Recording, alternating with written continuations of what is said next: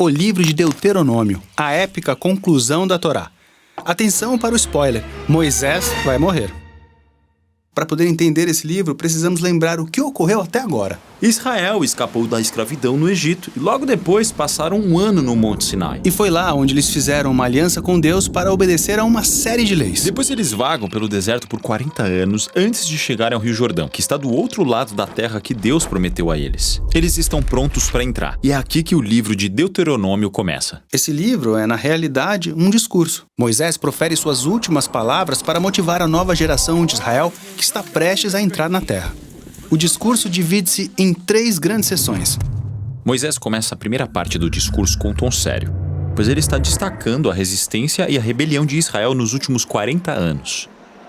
E isso encaminha o resto dessa sessão de abertura, que é o desafio de Moisés a essa nova geração, para que sejam diferentes de seus pais e respondam à graça de Deus com amor e obediência. Ele os lembra dos 10 mandamentos, como os princípios básicos da aliança. Então diz a eles esta famosa frase: Ouça, ó Israel, o Senhor e somente o Senhor é o nosso Deus. Ame o Senhor, seu Deus, com todo o seu coração, com toda a sua alma e com toda a sua força. Na tradição judaica, essa frase é conhecida como Shema, porque a primeira palavra hebraica nessa frase é Shema Israel.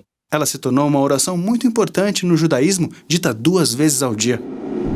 Ela enfatiza o compromisso exclusivo dos israelitas com seu Deus, o único Deus verdadeiro que os amou e os resgatou da escravidão. Certo, pois eles estão prestes a entrar em uma terra onde as pessoas adoram a diversos outros deuses. E Moisés pensa que a lealdade ao Senhor, seu Deus, é o único caminho para a vida.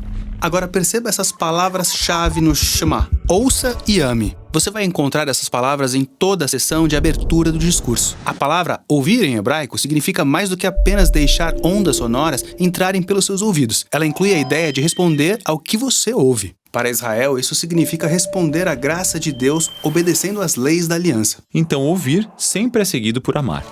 Isso, o amor é a verdadeira motivação para obedecer às leis. Israel não obedecerá sem amor, e eles não o amarão verdadeiramente se não obedecerem.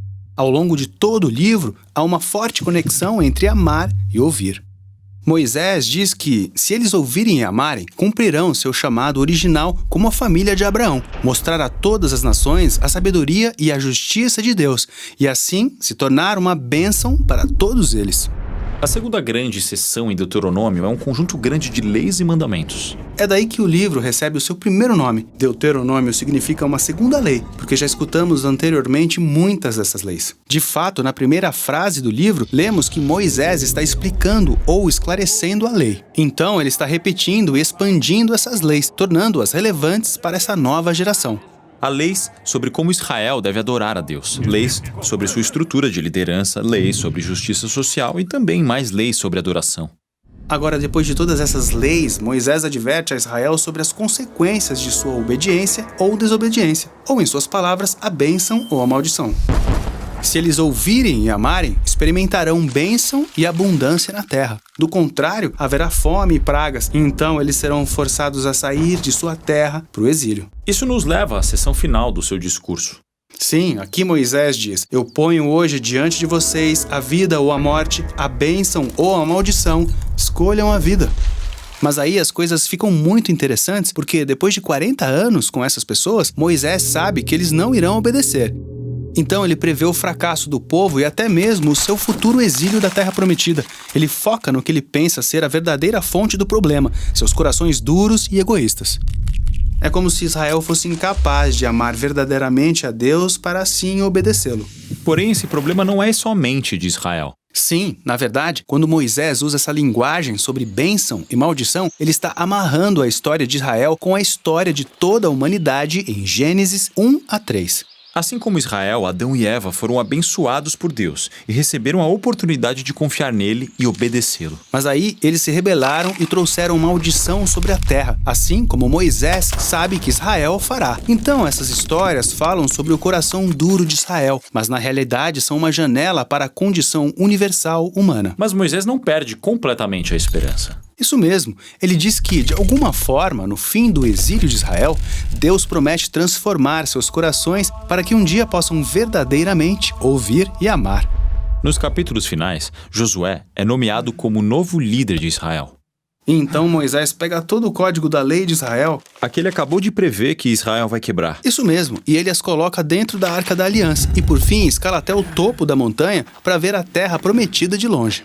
E então Moisés morre, e é assim que a Torá termina. É um jeito estranho de terminar uma história. Quer dizer, é exatamente no clímax da história. Será que eles vão obedecer às leis e viver fielmente na terra ou não? Bem, a história continua justamente com Josué, o próximo livro da Bíblia.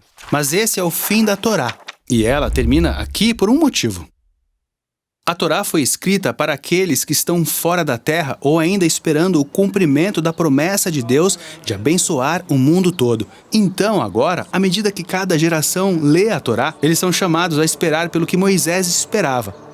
Um novo e transformado coração que um dia poderá verdadeiramente ouvir e amar. Nossa missão no Bible Project é ajudar as pessoas a experimentar a Bíblia como uma história unificada que leva a Jesus. Tudo que produzimos é gratuito, graças a pessoas generosas que se encontram ao redor do mundo, assim como você. Você pode acessar toda a nossa biblioteca de vídeos, conferir todos os nossos recursos e juntar-se a nós em bibleproject.com/português.